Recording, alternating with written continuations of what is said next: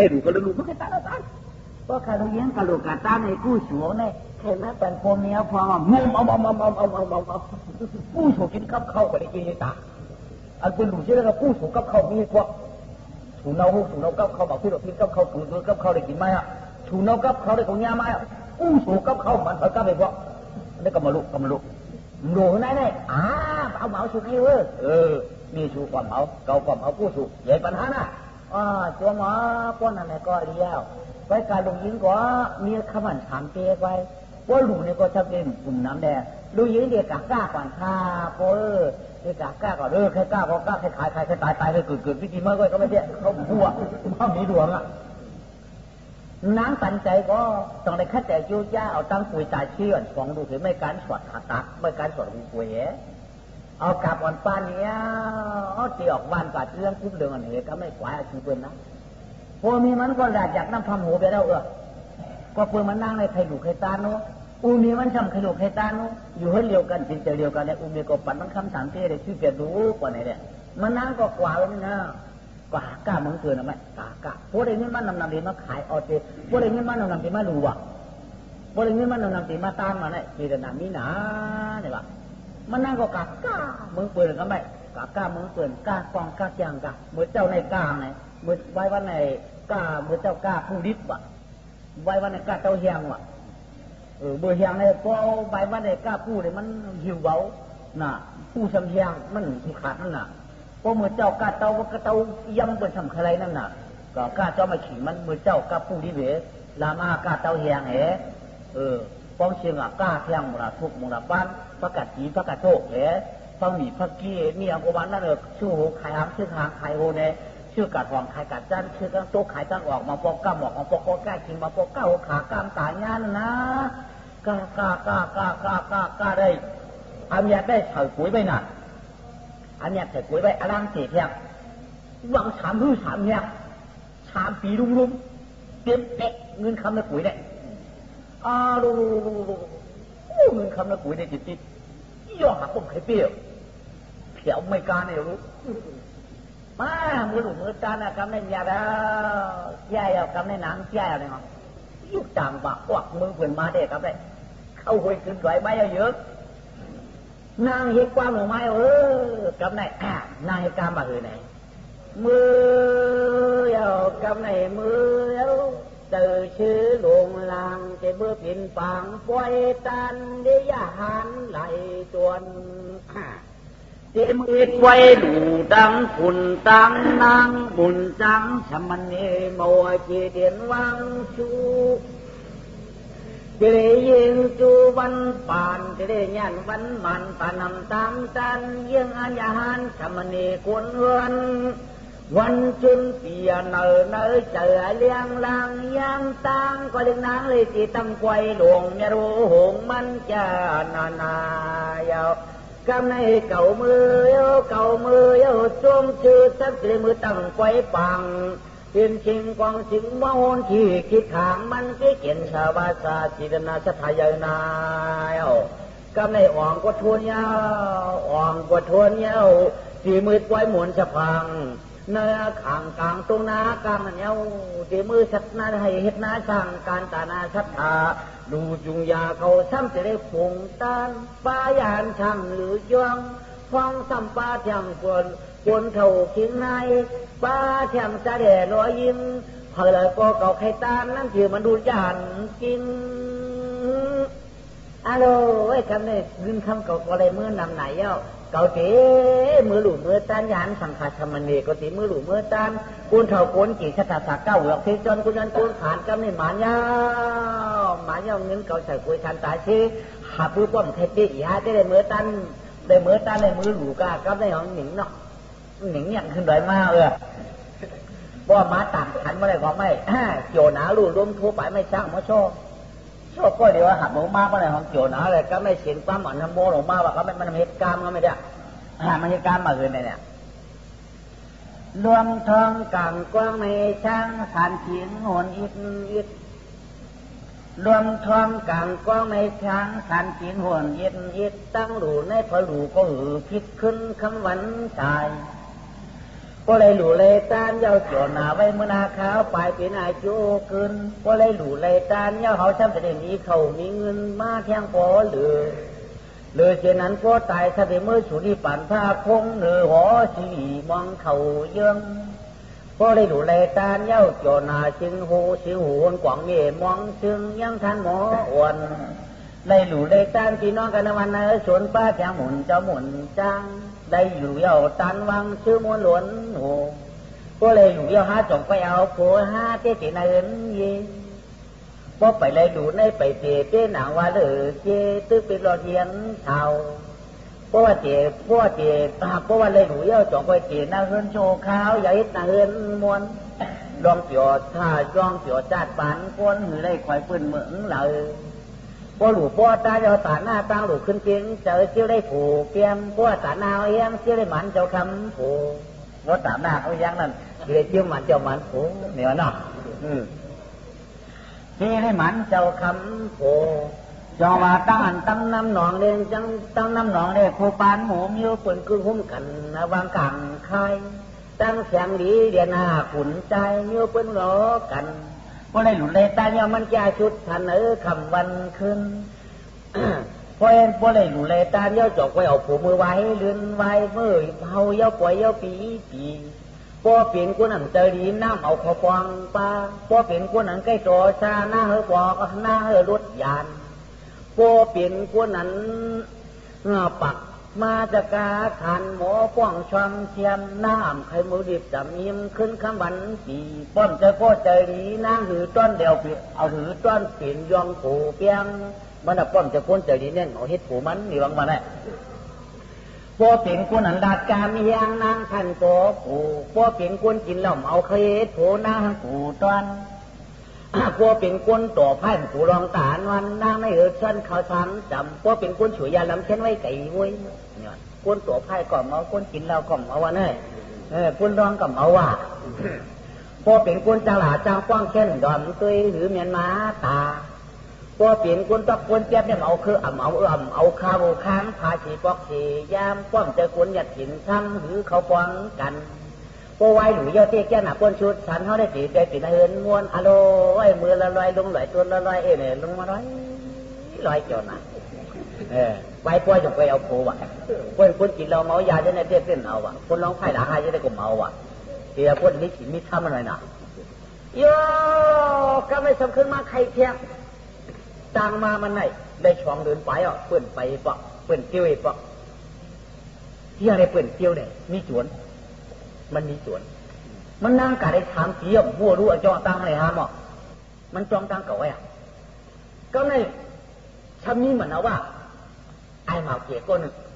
จวนกินมาเนี่ยเต็มอาชาให้ชิดขี่อ่ะหมอตีให้อ่ะหมอตีชวนตีเฮ็ดจวนไว้หมอตีกวนไว้อ่ะหมอไทยนะมันไหนปีนี้มันเนี่ยหมอช้าหมอร้องไห้ตบให้กินเราไว้หมอช้าไม่ได้หมอหมดเพราะว่ากินยาเนี่ยก็นอนคนบนตรอนเตะรู้ว่าพวกร้องไห้เนี่ยก็ร้องไห้เตะถ้าผมคิดชื่อผมคิดหัวน่ะข้าเหมือนมันเลยพวกกินเราพวกเขาป้าน้ำญี่ปุ่นต่างๆเนี่ยมันยิ้มหมังเตะหลงมือจ้างกินเราแต่เช้ามันเรากินเสียงเขาบนน้ำญี่ปุ่นผมหวังเยอะปีเจนายนี่แหละมันยิ่งจนมาได้มาชาที่ขี่เพี้ยนมาได้ชี้หัวปีเมืองอะไรที่อู้ก็เปียกเนี่ยก็เปียกปีนั่งห้องหาหน้าปลาลุ่มตัวลุยดังไหนลุยดังหนาไปมันเด็กลุยกาวของคนละหลายพันกวนก็อยากครับเจ้ามาเจ้าโวพันเจ้ากาโปกาเรียนคนเอาเวิ่งอยู่ในงอกเวิ่งลองเวิ่งอยู่ในไหนจงในจีบก็เขียนเพื่อนวัดตั้งหลอดการวัดขึ้นวัดอาชาถามชิบปียงมันมาเปิดจังกับไหมมาเปิดได้14 วันเปิดได้14 วันในกุนกับกุนมาเมียวหนาเป็นผู้รู้จนชนะตั้งสิบเอ็ดมัดกาเพราะว่ามันที่กับเปิดหลายวันเนี่ยเขามาหลายวันเลยหมายหนึ่งเนี่ยกินข้าวเหี้ยเขาเหี้ยเชื่องกัน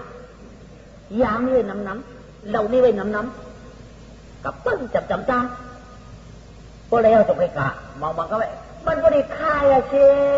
มันบริกายเขาขึ้นกำบ้าเราก็ขึ้นนำบอกสองจอกขึ้นมองเราบอกสองจอกก็ได้ออกเที่ยวมันบริออกปีมันนะวะ ถ้าว่ากลางวันจ่ายมาได้หันเผอมันพวกเมื่อก็แช่กำมันจีมันมาเปิดได้เป็นกว้างถ่องไอ้ตุ้ยกว่าตั้งแล้วก็หันไก่เปิ้นไปมาได้หันเต็มอยู่ปูนมันอยู่ที่กว้างถ่องในรถอยู่ในยูเมต้องกระบอกมางอกด้วยไปหันเผอขึ้นเข้ากันนอนกินยางเปิดเห็นไหนก็ไม่มันบอกว่ากำมันจ่ายจูเดี๋ยวมันเผอมากก็ค่ายซีกว่านี้จะในเตี้ยมมาเนี่ยมาเปิดชิดฉีวันน้ำมันเผยป้องกันเนี่ยมันออกมาทางกำบดื้อในของมาอยู่กับชีกว้างถ่องในหันนรุหน้าในหักเงินหักข้ามาอะไรกันเนี่ยโมหันโจปูนี่หันโจปูชิ้นขวางเชื่อเขียวชิ้นหัวได้ปุ๊บเจอน้ำยาน้ำสีเหลืองนี่มาอะไรนะพอขายเราเนี่ยมาเฮนี่แหละโมหันไก่มันเอามาจีกับคู่กับก็การนู้นในแจ้ป้อมกินเราเนี่ยก็ใจสัมผัสก็ใจกัดเนี่ยป้อมคำป้อฮัดสวนเปื่อนมันก็เจอใหม่ๆเย็ดเขายุ่งกว่าก็ห้ามเราในนี้ชมจวกไข่เมืองไข่พิงเปิดขาเยอะเนี่ยตันไปในมาเขียวจำมันเลยเด็ดขึ้นออกมาเขียวหรอกจริงไหมยี่ที่ละหน่อยจำน้ำก็ขึ้นมาเลี้ยวเด็กกว่าแล้วมันจะจุกป่วยอยู่ฝั่งตาเด็กกองน้ำขึ้นมาเด็กพ่นกองมันก็แค่ไหนรถมาอะไรเนี่ยนางก็ยุ่งตัวยื่นยุ่งเอากูเกี่ยงก่อนว่าแล้วเอามือลูกหรือมาอย่างลูกมือเบือนมาค่ะพี่มาอะไรก็ให้มาค่ะไว้กลับมาแล้วกลับว่าเลย3 ปีแล้วค่ะลูกตั้งหลังมีเผยเรียบตั้งหลังมีเผยค่ะชาบเลยได้ยังมาอะไรที่ก็ที่ก็บ่อนมากค่ะชาอะไรอาบนะป้อมชานี่ป้อมชาที่ในคลิปเดียวเนี่ยรถนั่นก่อนเลยชาหักมันเอากับปิดตุ้ยก็ได้มันกับปิดตุ้ยปีนี้เป็นคำไหลเอาลงหน่อเมียนาดูก่อนนะเมียนาดูก่อนค่ายเอาไว้ในยุ่งหรือจ้างอะไรเอาไปเอาปากเข้าไปพี่ต้องปั่นเย็นค่ะพี่หากก่อมเมื่อหาการหากก่อมอ่านเอามือกินหายใจเชียงอ่านเอามือกินมือหลูอ่านเอามือชัดชาจากก้าสังขยาหันหวยวักเทจนคนย้อนคนผ่านแค่ดอกวนดอกคณะน้อยค่ะพี่ใจพี่ข้าพอใครดูใครต้านไหนเลยข้ากะก้าวก็ได้3 ปีอะไรหลายปีก็ยอมมั่มตัวอย่างเนี่ยไม่ได้มือหลูเคยก่อข้าเป็นมือหลูสังขายาหันในหมุนจ้างเขาได้ตั้งคนตะโกนเกี่ยข้าพวกมาปั่นเขาเยาวมดคนตะโกนเกี่ยก็ดีเท่ากันเจ้ามันยกไปเขาเนี่ยสังขายาหันมาเขาฮิโรก็เปียโนมั่มหลูหม้อไม่ได้มือหลูว่าค่ายทีเด็ดค่ายหาไปฮัลโหลต้องป่านี้นึงปีอันนี้ก็เปื่อชวนเปียวมีเนี่ยก่อนเนื้อตันจ่าป่าตันหนาข้ามปันก็ข้ามบ่าไปกาวก็คุยแค่ปีเอาก็คุยแค่ปีเอาปุ๋ยในหรือก็เอาใครเอาปุ๋ยในก็เอาคะแนนมีการขยาวไว้ตาปุ๋ยทั้งนี้คะแนนไว้มือหลุมมือด้านเขาปีเอาก็ปุ๋ยกับมันก็หักเลยมันโมหะช่วยมันก็หักก็ดีคือเอาขึ้นไปเลยเนี่ยไหมนางก็ใจหรือก็ได้หักก็หักเงินมันก็ไม่ยอมใครเตี้ยอีกดีเว้ยเอาเขายุ่งมาดื้อจ้างเอามือไปไหนยุ่งไปมันทำไมขึ้นลงมาเลยแหละนางก็การเลยร้องมาที่เบื่อใจหือเอ็ดใครดูก็ใครดูไหนวะอันนี้เนี่ยวันนี้เนี่ยวันเมื่อไรเมื่อน่ะว่าวันเลยมั่มเลยเมื่อไงพอเมื่อชอบมั่มอยู่มั่มลาตีมามั่มสิบ้วนใจมาได้เป็นเมื่อไหร่ไว้มันพูดว่าอะไรพี่ต้องไปนะกาพี่มันต้องไปอะไรมันจะกันรู้เมื่อไหร่นี่ก็รู้ไว้กองปั่นกันมันเป็นนายยุ่งยินท้าถนมาเครื่องมั่มหัวมั้ยมั่มหัวเขาได้ชวนกินมาให้ปุ๊บ16 ปีมั้งก็ได้16 ปีมั่มหัวฮัลโหลพี่เมื่อเดี๋ยวในใจอยู่ค่ะเขาได้รับในเปียวค่ะโปค่าความหักค่ะเมียค่าความหักค่ะสังว่าเปียวมีลูกมีเมียค่าน้ำน้องเสียงยอะไรกวางสว่างเพราะว่าปีนี้ลูกมีเมียขนาดน้องเอาเขาเสียมือก็ที่เด็กน้ำเสียงน้องปานางเปียวลุงเพราะเปียวเขากินน้องเด็กขำล่าง บัวเปียวเขากินนอนในขามเที่ยวเต่าก็อยู่ตัวฟ้องขี้เต่าแค่ตินดอกโคมิวมิวโคโกเตร้อยขลายเตี้ยบัวเปียวเขาดูนี้เนี่ยก็ว่าใครเอาใครนี่ฝ่ายก่อมเป็นหังใครไม่ฆ่าเฮือนอย่าเปียวฆ่าตายกำฆ่าทั้งซึ่งเป็นสาวอาชาคาชีเปียดปีในก้อยเปียฆ่าเป็นสาวอันใจหรือเปียอันไหนต้องปั่นเปียวอย่างนำแด่ใครเมื่อเป็นก้นเที่ยวเหินปาจีเพราะชูเจ้ามีก็นางนอนเอก็เฮ็ดได้โคปั่นเพราะว่าชูเจ้ามีเนี่ยก็เฮมือหักเพียงกันเป็นเอิญเย่ปีเป็นผู้นางเป็นมีเฮ็ดวันกันกินวันกันเฮ็ดวันกันช่างหนังหือตรงนะเตี๋ยกวางเลยตรงให้เตี๋ยกว่าหนังหือตั้งกะตั้งขายหาปีนอนตีมีมาเที่ยงนั่นเองแล้วข้าก็ได้มือเป็นหับขลงปีดูฟองกินฟองตานฟองกะเปียวก็อย่าเปียวข้าตายค่ะปีย้อนตีลูกเป็นมีชูเจ้าก็ดีขยาวจอกเปียวไปตั้งไปมีข้างมั่มโลทางน้ำมั่มโลทางน้ำแค่นี้ก็ยังมีก็มั่งเสียงนี่แหละเมียยังเคยผูในเก่าหัวมามาทางกับมัวมียังเคยผูในมีสองนิ้วไว้มาสองนิ้วอยู่ครับเยอะกูตายไหนได้เอาใครงั้นใครขับก็ได้เอาสองนิ้วในก้อยมาเก่าหัวในก้อยมากูตายมาใครเก่าก้อยอันเจ้าว่าเมื่อเกี่ยวกับอะไรก็มันจะเมียยังได้มือหักกันเป็นเมียมาก็จังกันมาเป็นพี่มาเมื่อน่าถักฝ่ายมาทำได้ว่าไอ้โจรหลวงมันเอาเขาตายได้เขาเอามันไว้มันได้ลัดทีกูเจ็บกูก้างเขาได้มัดคอกับมันไว้นั่นดิดอกได้ยามขาดทางปีขึ้นจุ่มน้ำเหนียวขึ้นมามัดเลยมะพวกมาขยันจะวางเชือกปืนตัวก็ทำดี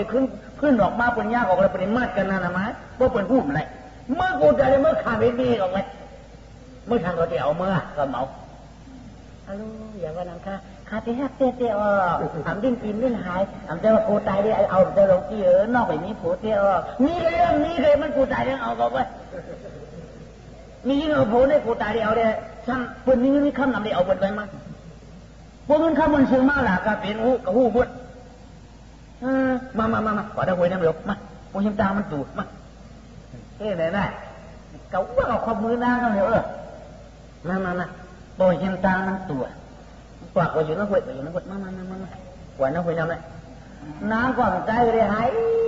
เนาะพี่อย่าเปลี่ยนเราเปลี่ยนกำหน้าพวกทำก็หันตาย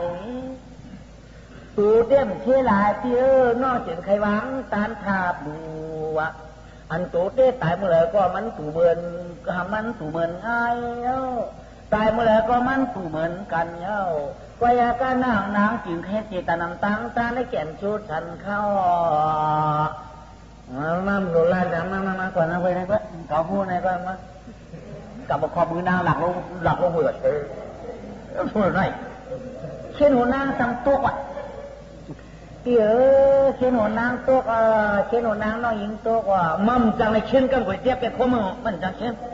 มันหลุดเช่นหัวหลังเรากะกำชิ้นทำร้อนทั้งสองคืนบะชิ้นนอกชิ้นนั้นร้อนหมดแล้วรู้กำค่าชิงคว้างเยอะคว้างยาขนังน้องตุกเสียงเราปีใจหรือปีสองปั่นก่อนนังนี้หนึ่งชิ้นนี้ก่อนปีเมื่อชิ้นไหนกำกูได้มาเชี่ยวอยู่ปั้มหลุมมั้งวะตาหลงเรากวาดแถวนั้นวุ่นกัดแถวนั้นปากคุยกัดแถวเจียนน้ำโจดเจี๊ยเด่นดึกเจ๊กับดึกกับเพี้ยนตาตีในกะในปากคุยนั่นนะร้อนเชื่อเมื่อเมียก็เลยน้ำก่อนจากเส้นใจที่ได้ตอนเฉือนปันมันไก่ไม่กันไหนก็นะมั่มหลูโมเมหางมัวว่าไหนเดี๋ยวไม่มาช่วยไหนก็รับว่าไหนก็มาเดี๋ยวก็เป็นข่อยนั่นนะเอาตาเจ็บมันห่วยไงกว่าจะนั่นหน่อยตายเอาวะเนี่ยปวดตายอะไรก็ที่มันก็เราติดทีวีแล้วดูขุนขึ้นมากได้เชื่อขึ้นมากเลยมาเจ็บเอาชิมสองคืนนี้มาเจ็บเอาเข็นหูตัวเล็กขามตามาแล้วเลยมาอิ๋งขามคือเนี่ยมาตกชิมในชื่อมาต่างไว้เนื้อกล้วยนัวเลยครับไอ้ลูกน้อเปิดกล้วยเงินกล้วยข้ามยาวเลยครับเนี่ยกำนาตีนยาวตีนนะครับเนี่ยตีนอ่ะhướng từ nhá cái này lâu có bìa mía yên lâu yên giá có cái mai yên đặt cái này สมัยตัวเดียวในเหลียงช่วงไม่เยี่ยตัวชื่อนางวันไหนก็เหนียงเลยกันเนี่ยเหนียงเหนียงอ๋อสังกำกินเราเต้กับผมมีไหนเอ็นเมื่อไกลในถามเฮ็ดนี้ก็เต้ลงในสอนในจ้วงกับไกลอยู่ต่างวันต่างเมื่อที่มันถึงฮัทไทย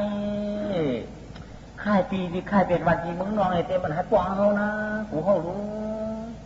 เจอที่วันกันเฮ็ดหน้าก็หือมาเลยขี้เลยย่ำเจอในก็ชอบพันจีนน้ำเบียร์แล้วในอันก็เฮ็ดในกอบสังกบเราไว้อันก็เฮ็ดมือเลยกอบสังกบเราไว้พวกกินเราไม้ย่อมมือหนึ่งหัวเยี่ยมหัวลูกหัวมีลงในหัวเสียดายเอาลงในเอาหัวที่หัวตายเอาเลยตัวเขาก็เวียนเลยยุ่งไม่ยุ่งปลอกก็เฮ็ดเลยในโอ้เราในเป็นไงวะหัวที่เจ็บหัวที่ซุ่มหัวที่ปวดไว้ใครนอนหลังนอนใครอยู่เลยดูใครนั่งเลยนั่งไว้หัวที่กำที่เจ็บหัวที่เดี่ยมหางไว้เราได้เป็นไงสังเกตกับมันตายได้กับว่าไม่มีไอ้เราไอ้ความยอกก็กำห้ามไปกองอ๋อมาคุยไปทั้งหมดมาเฮ็ดจืดเนาะเสียงอยู่กับคืนก่อนจังกับก็ไม่เหนียงขึ้นหาเจ้าหน่อยกว่าปืนเราอย่าหาทำความไม่มีก้อนชัดต่อหน้าเขาปืนสุรามาเก่าจังอันนั้นจริงเก่าไม่ได้มีเนื้อนไกวเจียนไกวเล่าเบี่ยมวนไกวนัวกำเนิดขึ้นสังยาวไกวอากาศขึ้นเชื่อเขียวหัวจิ้วยิ้วก็นับปีนกำเมาซาไกวอากาศคือตาสีเขียวไล่ไก่นกนางว่ามันยานนาได้เขียนมาฉันก็จันชินนาเพื่อได้ชินขวางตีประยองซ้ำน้องนาว่ามันชาละละก็ไม่ตีนอพันคนหางก็ตายอาชีเจอจิ๋วเรียกหรือตวนเกี่ยเขียนไหลข้าได้หยาบยาวว่าหยาบช่างซื้อจังสีว่าชาก็กระชิบน้ำความโบเลยก้อยเอาเจ้าเกินใจมันเสียหลายขึ้นคำได้เมื่อดีเนาะนู่นเป็นไงก็เป็นอย่างเป็นไงเดี๋ยวเขาความอ่อนดีเอาหอดมึงปีนี่ปั่นอ่อนหอดมึงปีนี่ปั่นเปียดเดี๋ยวเขาทิมเปียดกวางเขาทิมเปียดเปียวยางกับปัดเปียดเหี้ยกันเนี่ยมันเคยดูใครต้านก็เดียวกันดูกับต้านปันนี้ใช่เฮ้ยนี่ก็กำกินก็กลัวพิษสิพิษทำมันก็เคยอยู่กันกามาเป็น3 ปีเป็นกันกาตาหลีก็เพี้ยตายก็โกงต้องอะไรพวกเขากินเราได้ง่ายก็ผู้หัวจมปูนผู้หัวจมหัวผู้ง่ายเราพวกกินเราเต็มตัวพวกกินทั้งมากผู้กำไรมั้ยผู้ตรงง่ายก็เตี้ยวดูเลยหาบลงกาไม่ได้เตี้ยวดูกำไรเตี้ยวดูหมดเตี้ยกินกำไรไม่การมาในผงผู้ว่าเทียบโลจิเบิร์ดเอาอย่างไงเช่นเปี้ยนเอาเชือนางเปี้ยนยังไงเอาชิ้นนั่งเปี้ยนยังไงเปี้ยนให้ถามเดี๋ยวหวังเทียบแหละพวกมันขึ้นเนี่ยขึ้นมาตั้งหลังเดี๋ยวขึ้นหวานเลยขึ้นเนี่ยหน้าไม้หนึ่งจ้ามันขึ้นอย่างไรหน้าไม้เนี่ยมันหมางอย่างมันหมางหลุมก็เลยก็มันมันหมางหลุมไปว่าก็ความหนาวว่าหลมหมางหลุมไปหนักบางคนทำอะไรบ้างเนี่ยมันหลับไม่ได้รักษาcái này là cũng mảng nổm cho cắm này có hình trọng mà có khuyên bảo cái đó tạc này có khăm nó nè cả nó thử nó khứ mưa phải kéo bàn phần mưa phần nó đủ nó bàn mưa khẩu ra đâyมันcũng phu đủ cái này xin sự khi đủ đó cả này ở hết mòn hủมันนอนcái nàyมันนอนจากไอ้กวมอาตัวมือเลี้ยงหวังว่าพวกน้อยขี้เกี้ยงกวมอาตัวลึกเลยว่ะเลยนอนอวบเอาคู่หนังมันจำคู่นางเลยเธอเจ้าชอบ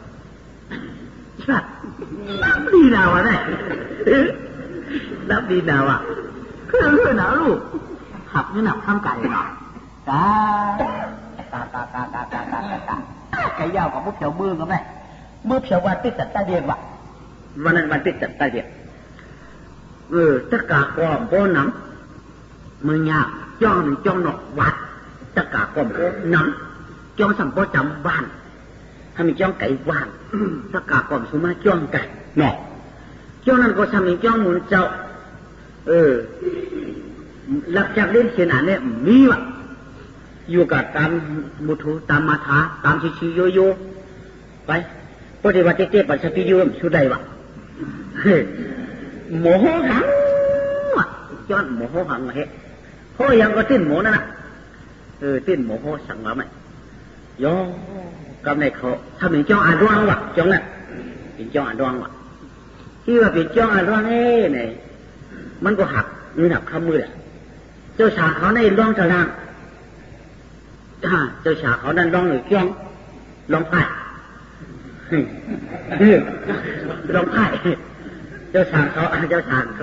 มันเขาที่วัดหมักคุมตารางหมักสัญญาตารางตุกหมักคุมกันก็แก๊กตารางร่องตารางเจ้าชาลูกเขาบังไผ่หรือจ้องไปจ้องอ่านร่างเลยสิเห็นช้อนใช่ที่เห็นเนี้ยเห็นไหนก็ไม่มันก็เขาก็รักไว้เจ้าสาวนะบตกาเขามาในมาบวกในหลวงพ่อท่านคืนจ้องมากกว่าตัวตารางรอนี่บ้างนี่เจ้าสาวเขารักไว้นะ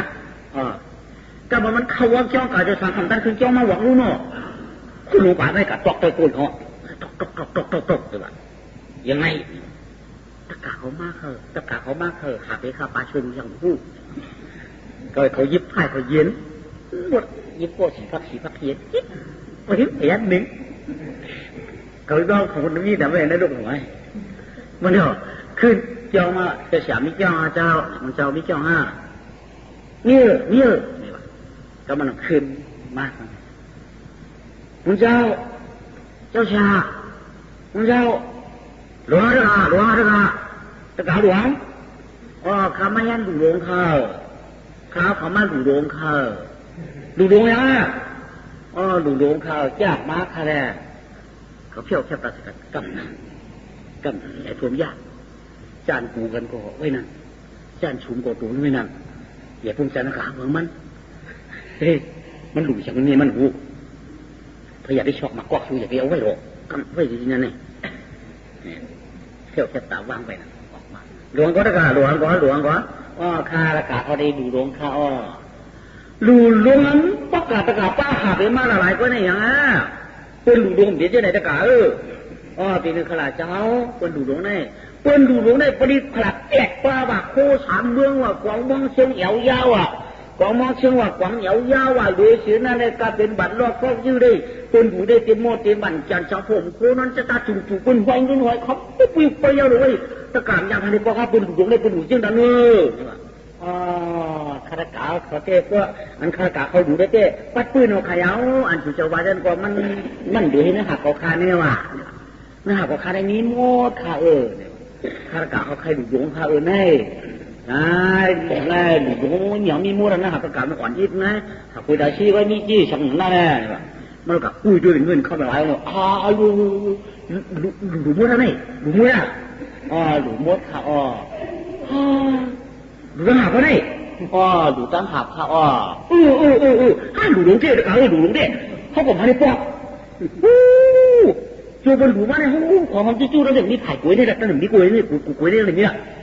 ป้าน้ำใหญ่เลยก็กลับบอกป้าน้ำใหญ่เลยน้ำใหญ่คาร่ำได้ป้ามาค่ะกาไฟป่านั่นเด็กกาไฟป่าเนี่ยมันเอาป้าของกาเจ๊ไก่ป่าจะสั่งเขาซ้ำกลุ่มร้องกันก็ให้ตะดัดทิศน้ำโปรดอะไรก็ไม่มีน้ำข้าวเช้ามีเอาน้ำเต้าเกาเลยน้ำเต้ากินข้าวมูลเจ้าไงในปูดูดูอยู่ในที่เอาน้ำเต้าห้องก็เลยเลยว่ามาไหมมาจะกลับปอกเขียวตะลาหังติดตะกวนหังเขาได้ไผ่มันโกโมอีดไผ่มึงโกโมต่างอันเลยก็เขาเจี๊ยบเอาไปปืนหมดที่เจี๊ยบบ้าบอกเขายิงคนโคเลยเขาเจี๊ยบอะไรอยู่ดีเนี่ยเขาไผ่อยู่ปูดูดูได้แค่ดีว่าเราชอบไผ่โอ้ยโน่นับตัวรู้ไงสังว่าเขาเราป้านต่างๆในห้องไผ่เดียวก็คืองูไม่หวังกุยปวกช้ำช้องหวยปูเขาไผ่เดียวทำจะได้กุยเดียวก็เพราะว่าชอบไผ่คืออะไรนั่นช้องกุยไผ่เนี่ยไผ่บ้านไผ่เนี่ยไผ่เมืองพ่อช่างชอบไผ่ได้ช้องกุยเดี๋ยวพ่อปันปอชอบไผ่กันเนาะเพียงข้าเจ้าปันละปอนจีก็โจมปันเจ้าปันปอนจีก็โจมขาปันช่องไผ่อะไรทั้งช่องกุยก็โจมขาเอาไผ่มันจ้าครับบอกว่าทำงานเองเห็นไหมเลยก็มันมาเขาไผ่มันเลยเนาะทำไหน พ่อผ่ายมาอะไรกุยหนึ่งนี่ลูกว่าเนี่ยพ่อผ่ายเมื่อไรแค่กุยได้ทั้งอาบนี่ลูกพ่อผ่ายเดียวไว้กูเลยกูเดียวไว้ว่ะกูคิดกับมือขึ้นเดียวกับกุยนั่นก็เลยตีเด็กมันเขากุยเขาเลยตารางมันเลยเนี่ยมันเกิดมันฝันอะไรเก่ามันฝันอะไรเก่าก็ยังมันยินเวินหัวนี่ก็ภาษาเขาเนี่ยมันหัวเตะวัฒนาติดนาเตะงาไว้ผู้สูงปอเดี๋ยวนะอะไรเดี๋ยวอะไรเดี๋ยวเขาผ่ายมาแล้วเนาะได้กามาได้กาปองเขาอยู่จองมาตั้งกันได้น้ำตอนนี้พอตัวหมู่เดียนดูมากันนามีเปลี่ยนตั้งหับมูเลยอยากช่างมูเลยเฮ็ดช่างกันเลยเชก็มูเลยมีเสียงกองเสียงมองเอามันเหนือจ้องมีเปลี่ยนหับคำเดียวข้อตรงบุรีเขาจู้มาลายเปียวเมาตอนนี้เสียบอกมาตอนนี้เสียเบาอันไหนตะกามาตะกาเอาพวกมาดูในจานให้เปลี่ยน